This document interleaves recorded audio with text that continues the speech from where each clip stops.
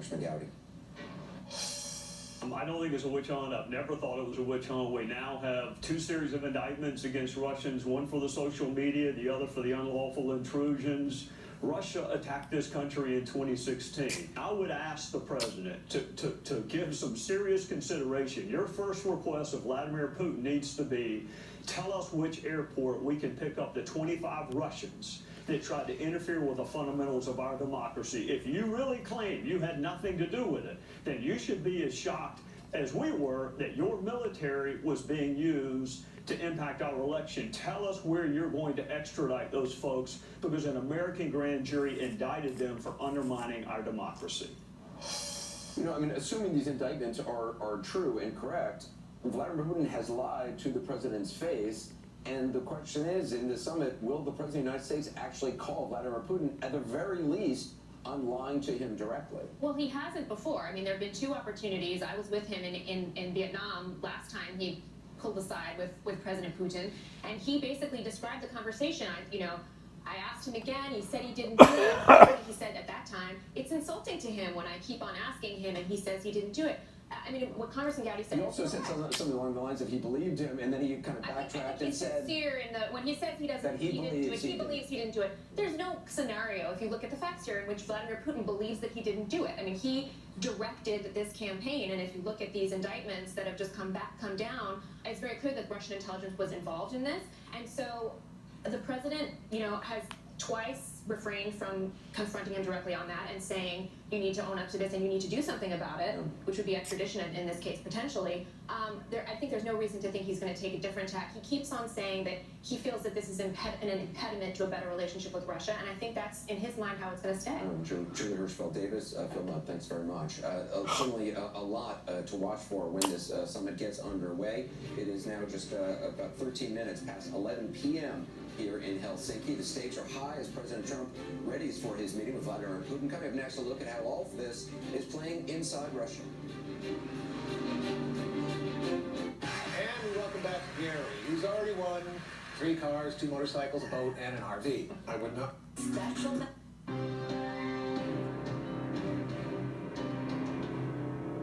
And welcome back to lovely Helsinki, Finland. We are live from an area called the Alas Sea Pool, which really could not be any more beautiful, this location. It is 11:17 p.m. at night.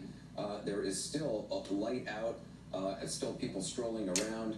You can see the presidential palace behind me, where the historic meeting between Presidents Trump and Vladimir Putin will take place. Mr. Putin is getting great reviews at home over the success of the World Cup. Today he met with the French President Emmanuel Macron, and later awarded the World Cup trophy to France. Obviously huge celebrations in France itself. There's still a great deal at stake for Russia that we should tell you about. CNN senior international correspondent Matthew Chance has been based in Moscow now for years. He's here in Helsinki with me. How has Putin been preparing? I expect he's been preparing, Anderson, very carefully. That's his MO when he's met leaders in the past. He doesn't go into these meetings not knowing what he wants, not knowing what he's going to ask, not knowing what he's going to discuss. I mean, one of the characteristics of this Kremlin leader is that he's got a complete mastery of all the facts. It's very difficult to catch him out. I mean, I certainly hope that, I understand President Trump's also been preparing over the last couple of days as well. He's going to need that preparation if he's going to be a challenge for this Russian leader. You're also dealing with a person who is a former intelligence operative for the KGB. That's right, and that training, I expect, will come into play. And remember, he's also a very accomplished politician. Never mind the KGB past, he's one of the most successful politicians Russia has seen. And already he's achieved a political win here. The fact that this meeting is taking place, despite the fact that Russia has been isolated by the rest of the world and there's sanctions from the United States, he's got this one-on-one meeting. It's a win already. Yeah, Matthew Chance, thanks very much. I want to talk more about the summit. Joining me now is Stephen Pfeiffer, a former U.S. ambassador to Ukraine, who also served in U.S. embassies in Warsaw, Moscow, as well as London. Also with me is Stephen Sestanovich, a former U.S. ambassador at large to the former Soviet Union. Thank you both for joining us. I'd like to start with you, Ambassador Sestanovich. You were the senior official overseeing policy toward Russia during the Clinton administration. What would be your advice to President Trump going into this meeting tomorrow with Putin? Well, know what you want. The biggest problem that I think President Trump is radiating in everything he says about the meeting is that it's not clear what he wants to come out of it. And the second problem is make sure you've got your government and the country behind you. The president's biggest problem coming out of this meeting is likely to be that most people, even in his own administration, are going to regard it as somewhere between unwise and outrageous to have done it or agreed to anything that he does. He's got a big problem, and that is he can sit down with Putin, but if he's got such opposition here at home to what he's doing, the value of it for himself and Putin is slight. Ambassador Pfeiffer, President Trump is expected to meet one-on-one with Vladimir Putin before allowing aides into the room. I want to play you something the Democratic Senator Mark Warner said about that idea. We need to have other Americans in the room. Vladimir Putin is a trained KGB agent. He may come in with maps of Syria or maps of Ukraine, and frankly, I think he'll take advantage of this president, who we know doesn't do much prep work before these meetings. We need other individuals from his administration in the room so we know that at least someone will press the Russians on making sure they don't interfere in future U.S. elections. Ambassador Pfeiffer, what do you say to that? Because I'm certainly a lot of supporters. The president will say, well, look, he's held many business meetings. He's very savvy in business and now clearly in politics. What are the dangers of having him one-on-one with Vladimir Putin? Well, there are 3 reasons I believe that President Trump should have a note-taker in the room in addition to the interpreter. I mean, the interpreter will take some notes, but he or she has to focus on doing the interpretation. And there really are, I think, 3 reasons for somebody else to be there. First of all, to help the president with detail, because Vladimir Putin is going to come in having mastered this account and can overwhelm President Trump with detail.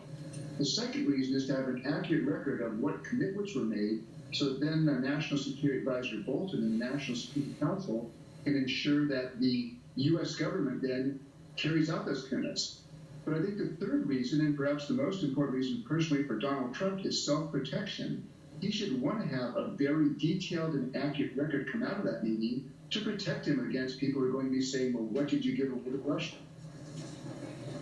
Ambassador Satanovich, you wrote a piece in the New York Times, I saw it, called The Art of Containing Trump and Putin, and in it you write, and I'm quoting, if Mr. Trump and his advisors want to get along with Moscow in a way that serves American interests, they have to prove they can deliver. From Mr. Putin on down, Russian officials keep asking why Mr. Trump has been so powerless to implement his own preferred policy.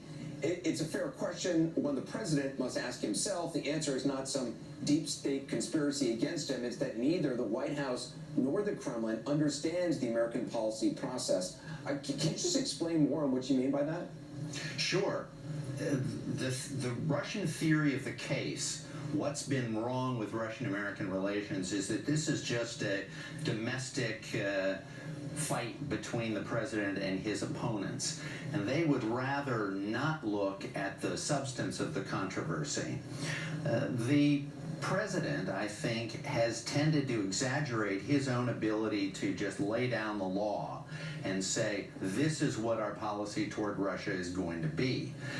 He hasn't really taken account of the fact that, doesn't even really perhaps remember, that last summer, when he met with Putin, the Congress was so shocked by the way he talked about Ukraine and election meddling that they imposed very strict restrictions on his ability to lift sanctions against Russia.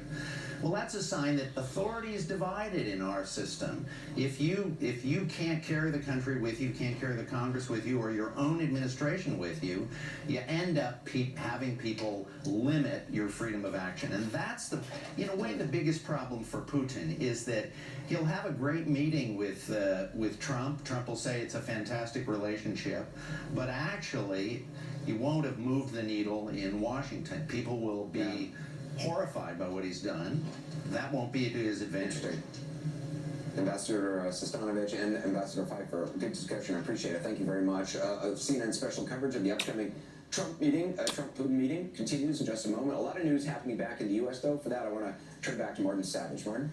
Anderson, thanks very much. A stunning rebuke back here at home after California Democrats snubbed Senator Dianne Feinstein and throw their support behind her rival. And he's going to talk to us live next. But first, before we go to the break, in Anaheim, California, a chef named Bruno Serrato owns a successful high-end restaurant. Yet, for more than a decade, this Italian chef's favorite customers have been the hungry kids who received his free pasta dinners every night.